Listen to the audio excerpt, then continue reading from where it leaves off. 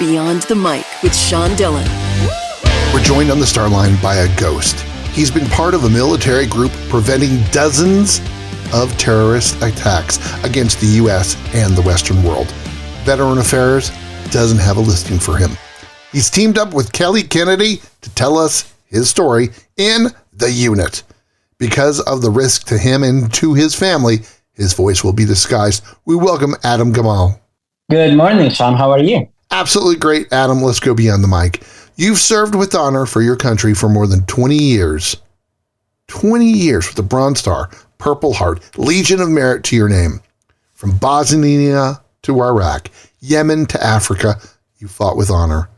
But you were born in Egypt. You were an immigrant to the USA. Why did you have to fight? When people ask me that question, I tell them, why don't you have to fight? So when I came to the US, I feel it's an opportunity to embrace a new country that gives me the opportunity to dream, the opportunity to have the right freedom. And why wouldn't you fight for it? It's a way of earning your American citizenship, I guess. The unit's motto came from Isaiah 6:8, quote, "Whom shall I send, and who will go for us," unquote. Then said I, quote, "Here I am, send me," unquote. Why was it important for you to be part of this team? So that team it's part of the Joint Special Operation Command. It's actually the tip of the spear in mixing special operation with intelligence collection. So you have a group of guys who, the best of the best, they take you through a lot of selection process, a lot of psychological evaluations, a lot of physical and mental selection process.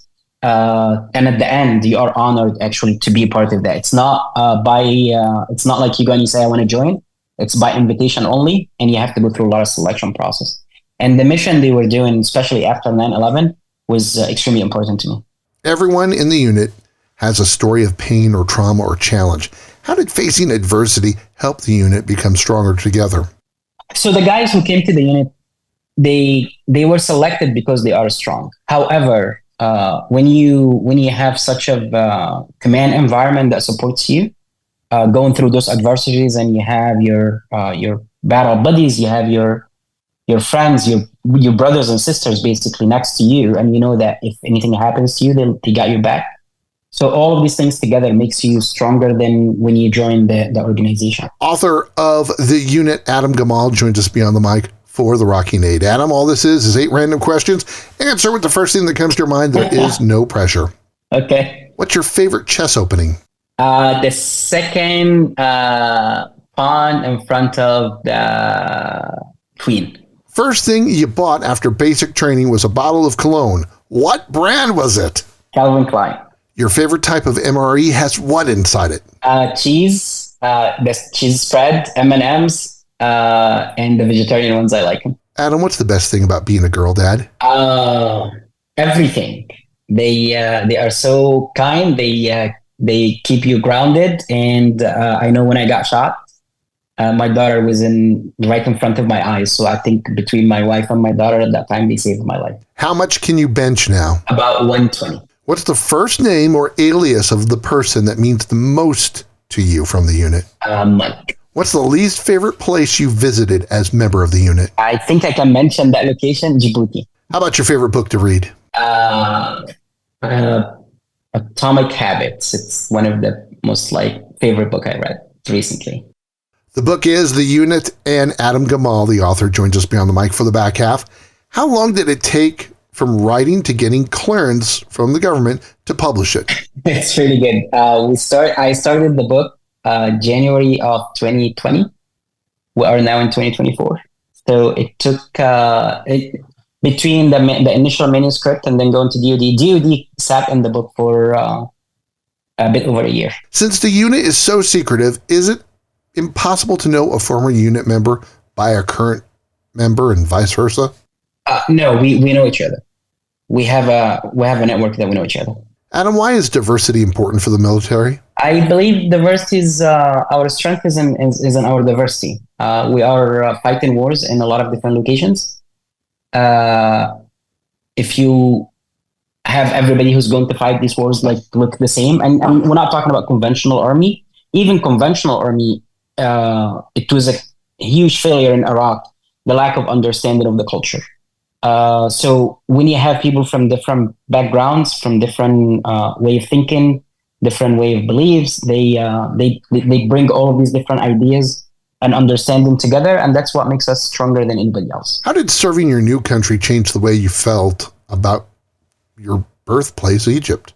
But it didn't really have a lot of impact. I tell people it's like when you have your biological parents and your adopted parents, and your biological parents they treated you a certain way, but your adopted parents, they took you, they sent you to school, they educated you, they gave you better life, so you will be more loyal to your adopted parents, but it doesn't mean that you will hate your biological parents. Your parents did not know about the incredible things you did as part of the unit.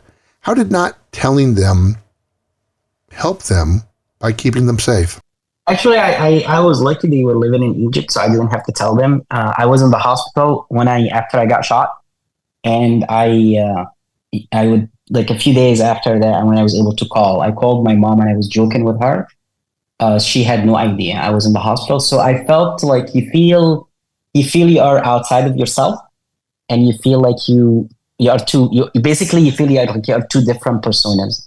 One persona with your family, you are the nice, cool guy. You joke, you talk, and then you have this other persona of like when you put your operational hat on.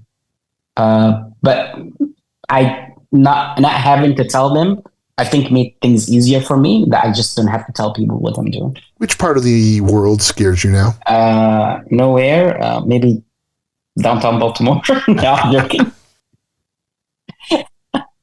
No, actually, I'm very. I think operating in such an organization, I don't know if it gives you like false strength, but you become very adaptive to. You just. I can walk anywhere and I feel comfortable. It's time for One Big Question with author Adam Gamal. His book is The Unit. Quote, seeds are education. Weeds are extremists, unquote. What's the most important thing this country needs, in your opinion? You just answered it, education.